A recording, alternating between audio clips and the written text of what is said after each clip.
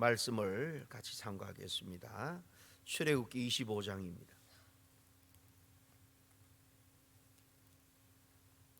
우리 정거교회 전체에 대해서 말씀드릴 때 같은 본문을 읽었는데요. 오늘 두 돌판의 비밀에 대해서 나눌 텐데요. 같은 본문입니다. 출애굽기 25장 10절에서 22절. 우리 한 목소리로 크게 읽습니다. 시작. 그들은 초강목으로 궤를 짜되 길이는 2규빗반, 너는 순금으로 그것을 싸되 그 안팎을 싸고 위쪽 가장자리로 돌아가며 금태를 두르고 금고리 넷을 부어 만들어 그 네 발에 이쪽에 2고리 저쪽에 2고리를 달며 조각목으로 채를 만들어 금으로 싸고 그 채를 궤 양쪽 고리에 꿰어서 궤를 매게 하며 채를 궤 고리에 꿰인 그대로 두고 빼내지 말지. 내가 내게 줄 정급판을 궤 속에 둘지. 순금으로 속죄소를 만들되 길이는 2규빗반, 너비는 1규빗반이 되게 하고 금으로 그룹 둘을 속죄소 두 끝에 쳐서 만들되 한 그룹은 이 끝에 또 한 그룹은 저 끝에 그 속죄소 두 끝에 속죄소와 한 덩어리로 연결할지며 그룹들은 그 날개를 높이 펴서 그 날개로 속죄소를 덮으며 그 얼굴을 서로 대하여 속죄소를 향하게 하고 속죄소를 궤 위에 얹고 내가 내게 줄 정급판을 궤 속에 넣어라. 거기서 내가 너와 만나고 속죄소 위 곧 정거궤에 있는 두 그룹 사이에서 내가 이스라엘 자손을 위하여 내게 명령할 모든 일을 내게 이루리라. 아멘. 우리 언약궤 우리 그림 여러 번 봤는데 다시 한번 보여주실래요? 이제 이 성막할 때 제일 중요한 지성소에 있는 언약궤는 이렇게 여러분의 머릿속에 보시면 시띤 나무로 궤짝을 만들지만은 금으로 쌉니다. 그죠? 제사장들이 앞뒤에서 이렇게 이 끈을 달아서 어깨에 메고 옛날에 우리 가마를 메고 가듯이 그렇게 할 수 있도록 이 시띤 나무로 봉을 만들고 그게 또 금으로 싸서 양쪽에 이 코나에 2고리에다가 낍니다. 그리고 보니까 이 지성소에 들여 놓을 때도 궤를 이 채를 빼지 말라. 항상 하나님이 이 하나님의 임재를 상징하는 구름이 떠오르면은 바로 그 성막 휘장을 걷고 또 제사장들이 이 법궤 이 성소에 있는 떡상 뭐 분향단 또 마당에 있는 물두멍 또 번제단 이런 것을 다 그 벗긴 휘장으로 덮어 씌우고 다 메고 가는 것입니다. 뭐 거기 널빤지나 묶는 끈이나 이 성막을 덮는 것도 뭐 물개 가죽도 있고 그죠? 몇 겹으로 덮습니다. 이런 나무 기둥 그렇게 해서 이 경계를 치는 그런 기둥이나 끈 이런 것들 또 바닥에 까는 널판들은 이제 술에다가 그렇게 운반하지만은 귀한 성물들은 친히 제사장들이 메고 가는 거예요. 이 성막에서 제일 중요한 것은 이 언약궤 때문입니다. 법궤, 법, 언약 사실 같은 말이에요. 왜 법은 율법이잖아요, 그죠? 근데 그거하고 언약궤하고 같이 성경에서는 번갈아 씁니다. 왜냐하면 그 법이 언약법이기 때문에요. 언약법이기 때문에 우리가 신앙생활하면서 예수 잘 믿으면 된다 이렇게 생각하지만은 예수를 좀 더 잘 믿기 위해서는 예수님이 이 땅에 어떤 목적과 의도 어떤 모습으로 오셨는지를 잘 이해하지 그 이해하는 만큼 예수님을 아는 만큼 우리 믿음이 공고해지고 우리 확신에 찬 신앙생활을 할 수 있는 것입니다. 그래서 이 우리가 구약을 공부하는 것은 다 구약은 오실 예수님을 설명하는 거예요. 이 예표한다, 그림자다 이제 그런 말을 쓰죠. 그렇기 때문에 이 구약을 우리가 깊이 이해를 하면 예수님에 대한 이해가 더 깊어지고 믿음이 더욱더 공고해지는데요. 이 예수님에 대해서 더욱더 그 어떤 것보다도 잘 미리 보여주고 있는 것이 바로 이 언약궤입니다. 언약궤는 위에 이렇게 카버, 이 뚜껑이 완전 금으로 되어 있는데요. 이게 속죄소예요. 이 윗판이 속죄소입니다. 여기 이게 만약에 언약궤를 덮고 있는 이 판이 속죄소입니다. 그리고 여기는 두 그룹은 천사입니다. 천사가 날개를 펴서 두 그룹이 중간을 이렇게 덮고 있어요. 이 왜 속죄소냐?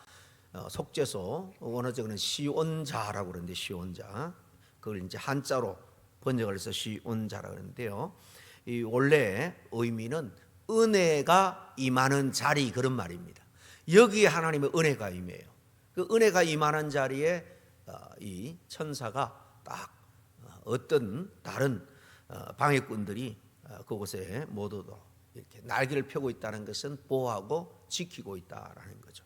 왜냐하면 여기에 십자가의 보혈을 예표하는 인간의 죄를 속량하는 속죄제 피를 여기 뿌리기 때문입니다. 그래서 그 안에 중요한 것은 이제 법궤가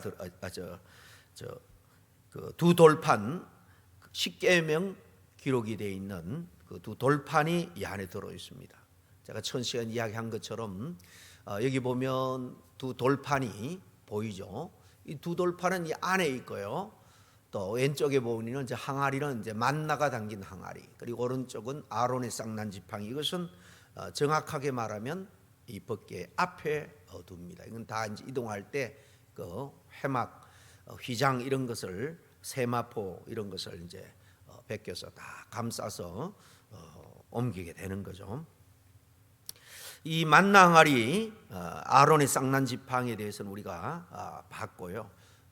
사실 이 언약궤와 관련된 가장 귀한 성물인 이 법궤, 이 법궤 안에 있는 십계명 두 돌판, 이것이 굉장히 중요합니다. 그래서 원래 이것이 이걸 먼저 할까 그러다가 너무 중요한 거기 때문에 만나 항아리, 아론의 쌍난 지팡이에 대해서 하고 오늘 이 두 돌판에 대해서 나눴습니다. 이것이 바로 언약의 본질과 핵심을 잘 나타내는 것입니다.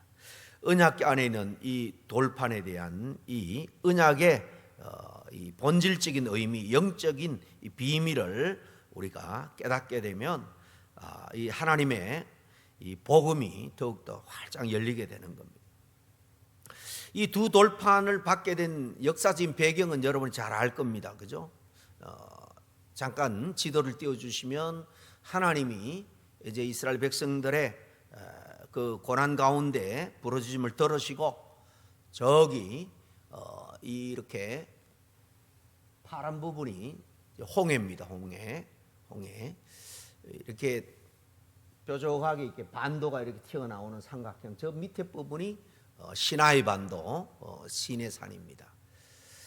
최근에 어떤 그 사우디아라비아에서 그 사우디아라비아 왕족을 치료했던 주치 한의사 되는 장로님이 이 시나이 반도에 시내산이 있는 것이 아니고 시내산 호렙산이죠. 이 오른쪽 저 이렇게 만이 아카바만입니다. 이 건너편에 있다. 건너편에 오른쪽은 이제 사우디 쪽입니다. 여기 시나이 반도고 이 홍해 쪽에 왼쪽은 지금의 이집트죠. 이집트. 저 위쪽 파란 부분이 고센 땅입니다. 저기에서 쭉 출발을 해서 내려오다가 화살표 까만 점선이 보이는지 모르겠어요. 홍해 윗부분 저쪽을 이제 건너서 이 비치를 따라서 내려옵니다. 왜냐하면 위쪽은 다 험한 산이기 때문에 여기 화살표가 저 위쪽으로 되어 있는데요. 실질적으로 이렇게 바닷가 쪽으로 올 확률이 더 많고 그 시내산 뾰족한 밑부분이 이제 시내 광야입니다. 시나이 페닌슐라 반도 그 밑에 평평한 바닷가 쪽이 광야고요. 그러니까 이 따라오면서 광야가 여러 개 있어요. 수울 광야, 여기 또 시내 광야, 이 바란 광야. 그래서 이 민수기 이렇게 출애굽 여정이 민수기에 나오는데 읽어보면 수울 광야가 두 번 나와요.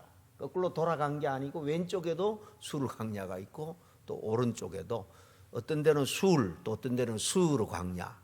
이 초창기에 번역을 하면서 같은 말을 이렇게 좀 달리 한 부분도 있는데 이렇게 단어는 같은 단어입니다. 어쨌든 이런 여정을 통해서 이제 시내산 밑에 시나이 그 광야까지 도착을 하죠. 이게 민수기 이제 17장이에요. 그리고 거기 진을 치는데 하나님이 대표자 모세를 산 위로 부르죠.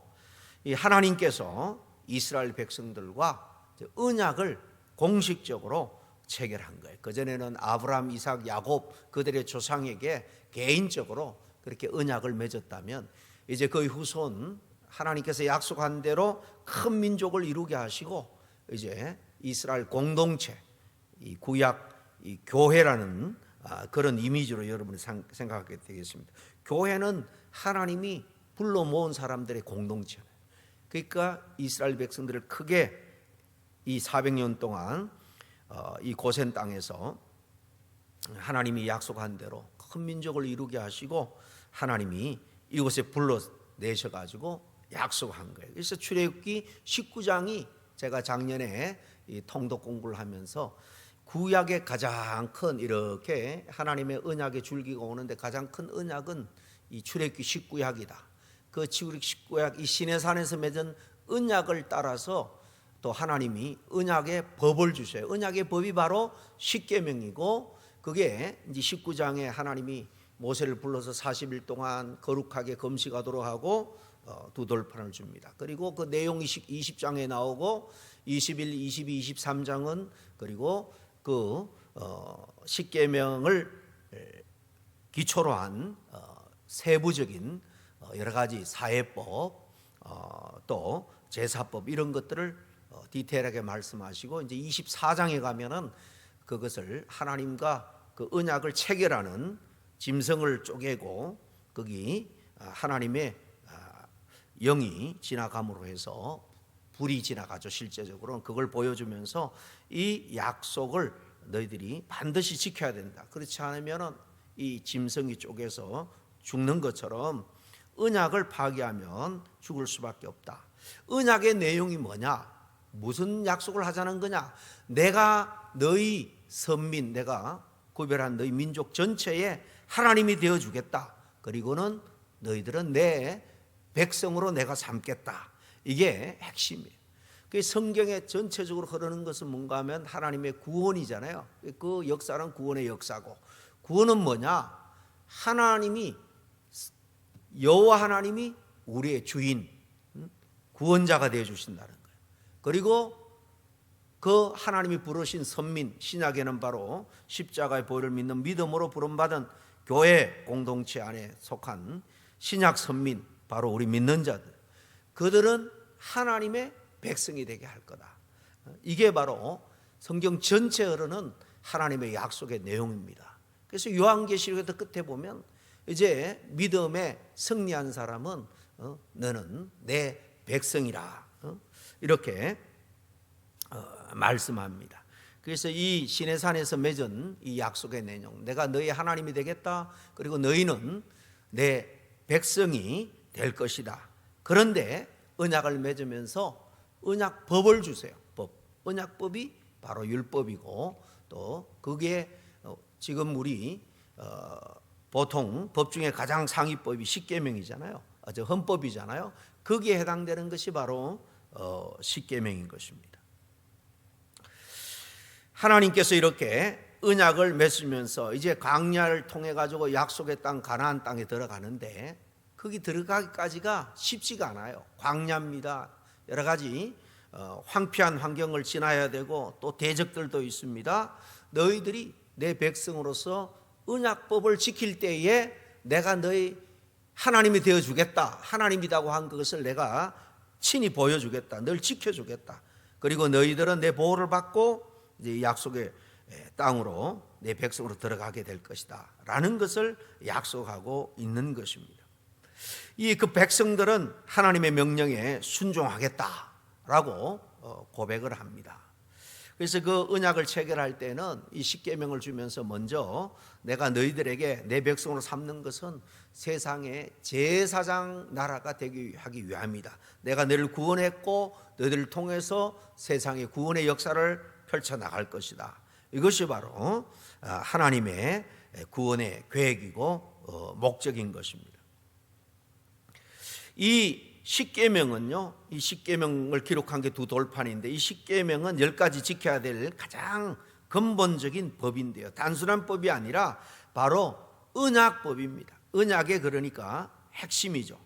여기는 우리가 잘 아는 것처럼 어떻게 되어 있습니까? 앞에 4가지는 하나님과의 관계에서 우리가 어떻게 하나님을 섬겨야 되느냐, 하나님만 섬겨야 되고 하나님의 이름을 불경하게 우리가 취급해서도 안 되고, 그죠? 우상을 만들어서도 안 되고, 그죠? 어떤 형상을 만들어서도 안 되고, 이런 하나님을 섬기는 신앙. 그리고 이제 5번째부터 10번째까지 6가지죠. 뒤에 6가지는 우리가 이제 공동체 안에서 또 우리가 구원해야 될 세상 속에서 사람들과의 관계에 우리가 어떻게 하나님의 백성답게 그 윤리적인, 도덕적인, 종교적인 그런 어떤 삶을 살아야 되느냐, 그 기준을 제시해 준 게 뒤에 있는 대인관계 6가지 주님의 법입니다. 이걸 지킬 때에 내가 너와 맺은 그 언약은 계속 유효할 거다. 내가 너희 계속 하나님으로 너희를 지키고 너희들은 내 백성으로서 끝까지 내가 책임지고 하나님의 나라로 인도하겠다라는 것입니다. 그런데 2번에 걸쳐서 십계명을 받는 이야기가 이렇게 성경에 쭉 출애굽기 보면 나옵니다. 그 언약법 또 그 체결하는 그 체결식, 또 언약법인 십계명 그 두 돌판을 내려오는 장면이 성경에 기록되어 있는데 뒤에 보면 출애굽기 31장에 나와요.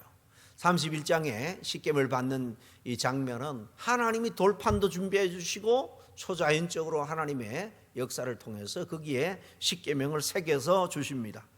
그런데 이것을 받고 기쁨으로 내려와서 하나님과 이제 언약 백성으로서 짐승을 잡아서 체결식을 해야 되는 거예요. 그 체결식은 그 앞에 24장에 어떻게 하느냐 기록이 되어 있어요. 근데 와 보니까 밑에 어떤 일이 벌어집니까? 그 산 밑에는 사람들이 아론을 충동해 가지고 40일 동안 안 내려오니까 그 돌짝 그 산에, 높은 산에 올라가서 안 내려오니까 다 죽은 줄 알고요. 우리 하나님을, 우리가 믿는 하나님을 우리가 만들자, 금송아지를 만든 거예요. 그 금송아지를 만들어 놓고 이걸 하나님이라 한 거예요.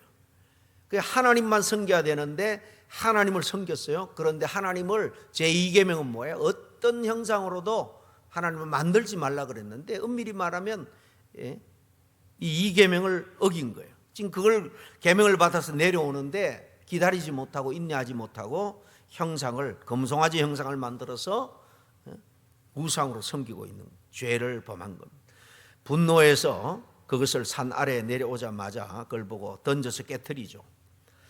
그리고 다시 이스라엘 백성들이 회개하고 또 모세가 중보기도 하고 다시 한번 십계명을 새겨달라고 하나님께 간구하자, 그러면 네가 감정을 주체하지 못하고 깨트렸으니까 네가 수고스럽지만은 두 돌판을 직접 이제 만들어서 가지고 오라.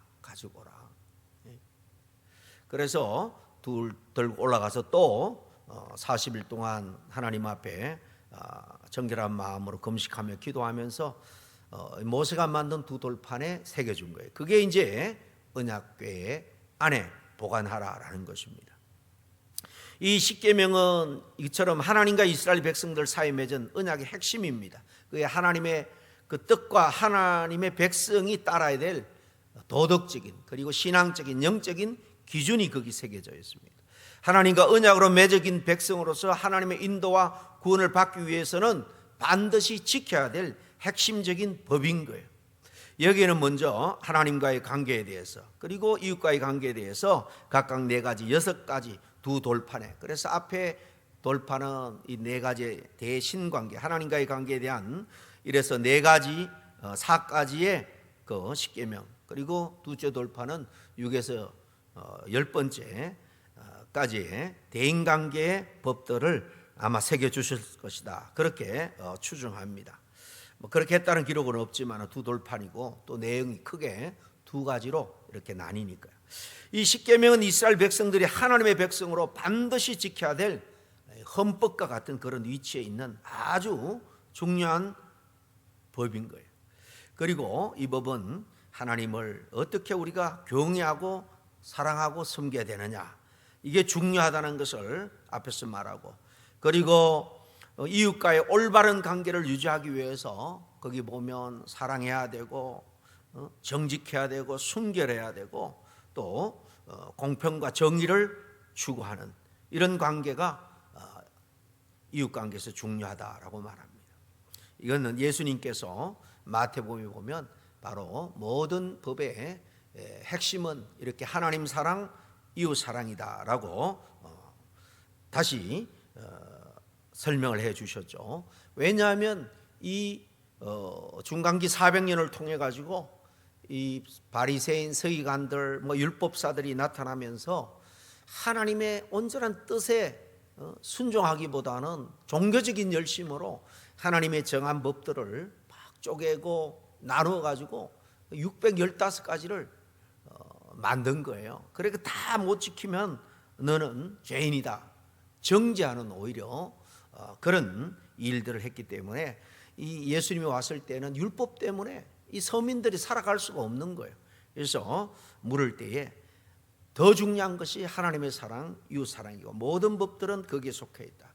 그래서 모세오경을 토라라고 말합니다. 율법책이라고 말하잖아요. 엄밀히 말하면 이제 십계명이 율법 중에 율법이고, 그리고 아까 말씀드린 그 20장, 출애굽 20장이 십계명이 10가지 기록되어 있고 21, 22, 23장 여러 가지 세밀한 법들이 기록되어 있고요. 그리고 이제 뒤에 나오는 책이 레위기잖아요. 레위기가 더 상세한 율법이에요. 민수기에도 보면 중간중간 빠진 율법들을 반복해 주는 것도 있고 또 추가해서 제사법 이런 것들을 더 추가하고, 신명기는 또 뭐냐, 그 율법들을 다시 리마인드 시켜서 교육해 주는 거예요. 그래서 엄밀히 말하면 창세기에는 율법 내용은 없지만 율법을 언약을 맺으면서 언약법을 주겠다는 것을 조상 때부터 계속 약속을 했고, 율법은 출애굽기에도 레위기에도 민수기에도 신명기에도 계속 중간중간 반복해 나와요. 그래서 모세오경을 읽을 때 이 율법들이 많아가 여러분들이 힘들어하는데, 율법은 그게 가장 위에 있는 전체 법 정신을 설명하는 십계명이 있고, 그 다음에 좀 디테일하게 인간과 지켜야 될 사회법이 있고, 하나님을 섬기는 데 있어서 제사를 어떻게 하고 제물을 어떻게 지내고 하나님이 정한 절기를 어떻게 전하고, 이거는 이제 이 하나님과 지키는 이 제사법들이 많이 나와 있습니다. 그리고 또 왕, 선지자, 지도자들 위한 또 이런 법들도 있고요. 어쨌든 이 십계명은 크게 이렇게 두 가지로 되어 있는데 두 번에 걸쳐서 받았고, 큰 내용은 두 가지다. 이것이 하나님의 백성으로서 우리가 하나님의 축복과 은혜와 보호를 받기 위해서는 반드시 지켜야 될 법이다라는 것을 말씀하고 있습니다. 사실 이 성막에서 제일 중요한 게 이 법궤고 그 안에 있는 이 언약법입니다. 두 돌판이에요. 이렇게 보관하게 한 게 뭐냐, 바로 시온자 은혜의 자리 바로 안에 보관하게 한 것. 신명기 10장 5절에 보면 십계명을 새긴 두 돌판을 언약궤 안에 너 보관하라 명령을 하죠. 내가 돌이켜 산에서 내려와서 여호와께서 내게 명령하신 대로 그 판을 내가 만든 궤에 넣었더니 지금까지 있느니라.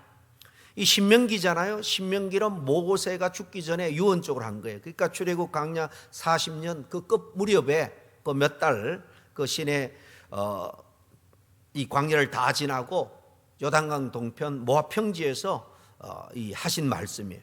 그러니까 지금 그 판을 내 만든 게 넣었더니 지금까지 있었더라. 그때는 이 안에 있었어요. 지금까지는 것은 모세가 살아있는 신명기를 쓸 당시까지. 그러나 지금 그 후에 여러 가지 아수르 바벨론 침공을 통해서 대혼란을 겪으면서 지금 법궤 그 안에 두 돌판, 십계명 돌판은 사라지고 없죠. 그래서 이스라엘 백성들이 지금도 수많은 노력을 들여서 이 법궤를 찾으려고 합니다. 법궤를 찾는 영화가, 유명한 영화가 있죠. 어쨌든 이렇게 두 돌판을 보관하게 한 이유, 핵심적인 것만 몇 가지 설명드리면, 이 십계명 돌판은 하나님의 언약을 상징한다. 이미 앞에서 제가 군데 몇 번 언급을 했습니다. 그러니까 하나님이 너희의 하나님이 되어주겠다, 이 언약을 계속 기억하기 위해서 너희들은 제일 중요한 이 법궤 안에다 보관을 해라라는 것입니다. 하나님과 이스라엘 사이의 언약의 핵심이 되는 이 십계명, 이 하나님께서 이스라엘의 하나님이 되어주겠다는 이 언약의 효력을 계속해서 유지하게 하는 이 언약법인 것입니다. 이 두 돌판은 그러므로 언약궤 안에 보관함으로 이 언약이 영원히 유효함을 나타내고 후손들에게 계속해서 상기시키고 기억시켜야 되는 거예요. 그리고 이 안에 보관되는 이유는 이 십계명, 이 두 돌판, 이 십계명은 하나님의 임재와 함께 있는 말씀이라는 사실입니다. 언약궤는 하나님의 임재가 나타나는 거죠. 언약과 위가 시온자, 은혜의 자리, 하나님의 임재가 나타나요. 시편 99편 1편에 보면 여호와께서 다스리시니 만민이 뜰 것이요, 여호와께서 그룹 사이에 좌정하시니, 아까 그 그룹 두 천사 봤죠? 그 좌정하시니 땅이 흔들릴 것이라. 하나님이 거기 구약시대는 임재 구체적으로 하는 것을 상징적으로 이스라엘 백성들에 보여주는 거예요. 그 지성소는 일반 백성들이 들여다보지 못하니까 그 성막 위에 쉐키나의 구름이라 그러죠. 하나님의 임재의 영광의 구름이 거기에 머물러서 백성들이 하나님이 지금 그 시온자 은혜의 자리에 임재하고 계시는구나. 그래서 모든 백성들은 하나님 우리와 함께 있구나라고 믿고 그 광야에서 힘을 내면서 가나안 땅 들어갈 수 있게 된 것입니다. 이렇게 언약궤 안에 하나님의 법을 보관함으로써 하나님의 말씀이, 하나님의 뜻인 이 하나님의 말씀, 그들과 항상 함께 있다라는 것을 사실 상징적으로 보여주는 것입니다. 이 언약, 또 그 언약의 법 한 번 주시고 끝나는 것이 아니라 하나님이 살아계시는 한 하나님이 살아있는 이 말씀이기 때문에 당연히 이 십계명 말씀을 그들이 영원히 잊지 않고 기억하면서 그 말씀을 늘 준수해야 된다라는 것을 계속해서 실물 교육하기 위해서 계속 보완해라 라는 것이고, 또 이렇게 두 돌판을 말씀드린 것처럼 언약궤 아니지만은 시온자로 볼 때는 그 시온자 밑에다가 아래에다 두는 거예요. 십계명 이 말씀은 바로 예수 그리스도가 완성하신 하나님의 법을 예표한다라는 사실입니다. 좀 구체적으로 말하면 언약궤는 예수 그리스도를 예표하고요, 언약궤는 그 안에 있는 이 십계명은 예수님이 완성하신 하나님의 법을 상징한 거예요. 이 법이라는 것은 바로 인간 구원을 위해서 하나님이 정한 법이에요. 마태복음 그 5장에 보면은 17절에 하나님이 그러잖아요. 내가 율법이나 선지자의 그 모든 가르침을 폐하러 온 것이 아니고 그것을 완성하러 왔다 그랬잖아요. 완성하러. 이 십계명을 비롯한 하나님의 그 구약 백성들이 주신 법을 온전하게 완성하도록 예수님이 오신 거예요. 그러니까 십계명은 미완성된, 예수님이 와서 완성하신 하나님의 법에 미완성된 그런 구약 백성이 주신 법이라는 것입니다. 그들은 다른 게 아니라 예수님이 오셔서 세운 이 법, 새 언약 법이죠. 새 언약법, 십자가를 통해서. 그래서 십자가 지기 전에 성찬을 그때 예시하면서 새 언약의 이 법을 주님께서 정해 주신 것입니다. 바로 새 언약법은 다른 게 아닙니다. 이것은 이 십계명 또 구약의 법보다도 더 완전한 그런 새 언약법은 십자가의 죽음으로 말미암아 주님께서 흘리신 보혈을 통해서 세워 주신 거예요. 대제사장이 1년에 단 한 번 대속죄일에 들어가죠. 유대 여력으로 7째 달 10일의 대속죄일에 한 번 1년 동안 그때 범한 속죄제를 하나님 앞에 드려야 되는데 잊고 못한, 그리고 또 무감각하게 범한 모든 죄들 다 1년에 한 번 다 처리해 줄 수 있는 기회를 하나님이 주셨어요. 그게 대속죄일의 대제사장이 염소의 피를 가지고 이 지성소에 들어가서 1년에 딱 한 번 그때 들어갑니다. 이 시온자의 속죄의 피를 뿌리는 거예요.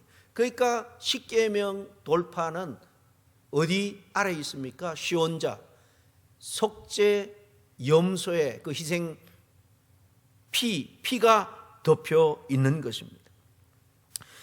히브리서 보면 이 구약에 희생된 짐승의 피는 불완전한 희생제물이에요. 그럼에도 불구하고 이렇게 매년 이 피를 통해서 그때그때 속량해 줍니다. 그러니까 이 짐승의 대속의 피, 역사가 있지만은 계속 반복해야 되는 임시 방편적인 그런 거죠. 그러나 예수님께서 십자가에 흘려주신 것은 그 한 번으로 앞으로 올 모든 죄까지 다 털이 영단번의 죄를 해결해 주신 주님의 속죄피입니다.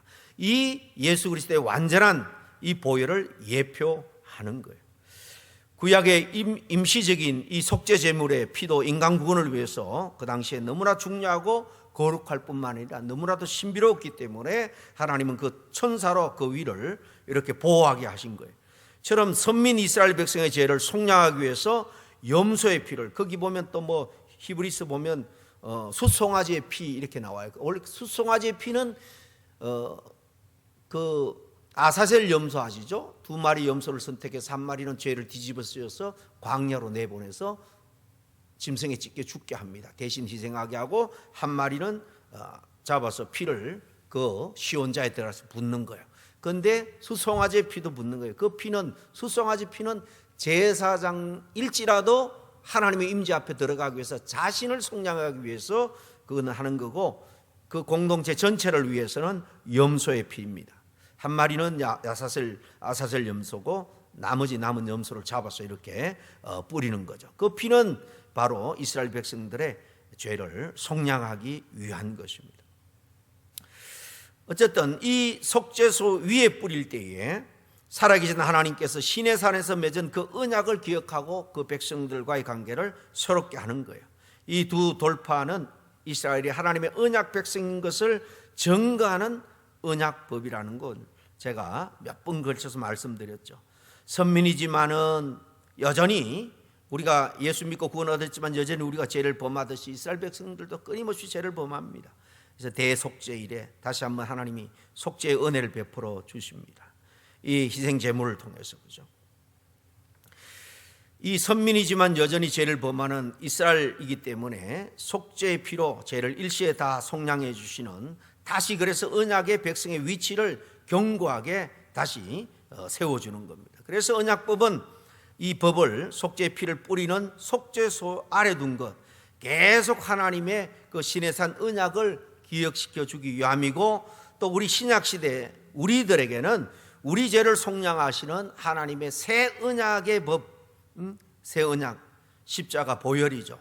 그 보혈로만이 하나님의 백성됨의 효력을 계속 우리가 유지할 수 있다라는 그런 말씀입니다. 에레미야에서 보면 에레미야가 예수 그리스도의 날이, 그 메시아의 날에 하나님은 새 언약을 세우는데 두 돌판에다가 그 언약법을 세우지 않고 우리 마음에 성령으로 새겨주신다 그랬어요. 성령님은 우리 마음속에 바로 이 놀라운 사실을 증거하고 계세요. 이스라엘 백성들의 언약을 맺으면서 내가 너의 하나님이 되고 너희는 내 백성이 되리라, 이 언약의 핵심적인 내용을 오늘 우리들에게는 성령께서 감동을 주셔서 십자가의 대속의 사건을 우리가 믿을 때에 똑같이 무슨 돌판에다 새겨주는 것이 아니라 우리 마음판에 감동으로 새겨주시고 그것을 기억나게 하시는 거예요. 내가 너의 하나님이다. 그리고 너는 내 백성이다. 내가 너의 하나님으로 널 언제나 구원할 것이고, 십자가 보혈을 믿는 한 하나님의 백성답게 넌 살아야 되고 내가 너희들 지켜주겠다는 거예요. 어떤 나라든지 그 나라 헌법이 있는 것처럼 그리스도인들에게 이 땅에 속한 우리 나라의, 이 미국의 헌법도 우리가 지켜야 되겠지만 우리는 또한 영원한 나라에 속해 있기 때문에 하나님 나라 법을 지켜야 됩니다. 구약으로는 이 이스라엘 백성들에게는 바로 십계명을 비롯한 구약의 율법이지만 우리에게는 하나님이 날마다 성령의 감동을 통해서 우리가 하나님의 말씀을 들을 때 그때마다 우리의 양심을 움직이고 또 들을 길을 주시고 그렇게 해서 계속 우리를 하나님의 자녀답게 섬기며 하나님 뜻대로 순종하며 살아가게 하는 것입니다. 여러분, 우리가 어떤 문제가 생기면 헌법이 최종적인 해결자가 되잖아요. 이게 옳은가 저게 옳은가, 하위법에 속한 모든 법은 제일 위에 있는 헌법에 의해서 다 판결을 받습니다. 마찬가지로 우리 삶 속에 여러 가지 문제를 해결해 줄 이 헌법과 같은 말씀이 있습니다. 바로 하나님의 하나님 되십니다. 하나님의 주권됨의 말씀입니다. 나는 너의 하나님이 됨이니라. 우리가 이 하나님의 하나님 되심, 하나님의 주권을 참으로 바르게 깨닫는다면 모든 문제든지 우리는 자유로워질 수가 있다는 거예요. 무슨 말인가 하면 여러분께서 어떤 문제가 여러분을 괴롭히고 있는지 모르겠습니다만 욥을 보세요. 죄가 없는데도 불구하고 그 몸에, 자녀에, 또 자기 사업에, 가정에 문제가 생겨서 얼마나 고난을 겪습니까? 욥이 결국에는 마지막에 저기 37, 8장에 가서 깨달은 게 뭡니까? 하나님의 하나님 되심을 깨닫는 거예요. 내가 적신으로 왔사오니 하나님의 주권대로 하실 수 있습니다. 그렇게 하나님을 하나님됨을 인정하고 자기의 지금 궁핍함에 대해서 그동안 불평하고 원망했지만은 하나님의 절대 주권으로 하나님의 뜻이 있겠죠. 그렇게 하나님께 모든 것을 맡겨드릴 때 하나님께서 그의 형편을 돌이키고 회복시켜 주는 것을 우리가 너무나도 잘 압니다. 오늘 우리는 이 헌법과 같은 말씀으로 돌아가야 된다는 거예요. 하나님 오늘 우리에게 계속 말합니다. 두려워하지 말라, 놀라지 말라. 나는 내 하나님이 됨이니라. 계속 우리는 기도를 통해서 성령의 음성을 통해서 이 말씀을 들어야 되는 것입니다.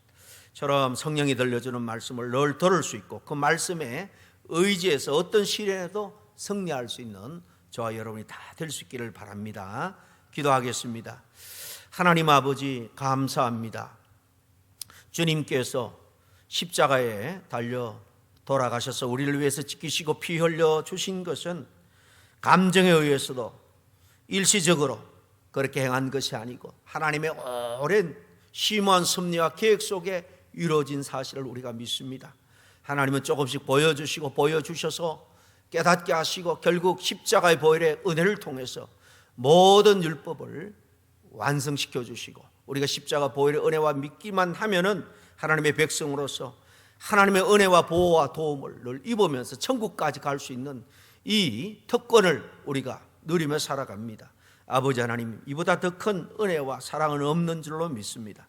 늘 우리가 주님을 믿을 때 성령을 통해서 내가 너의 하나님이 됨이니라, 그리고 너는 나의 백성이니 결코 두려워하지 말라, 놀라지 말라, 지속적으로 주님의 음성을 듣고 힘과 용기를 내며 승리하며 살아가는 우리 모두가 되게 도와주시옵소서. 예수님 이름으로 기도하옵나이다.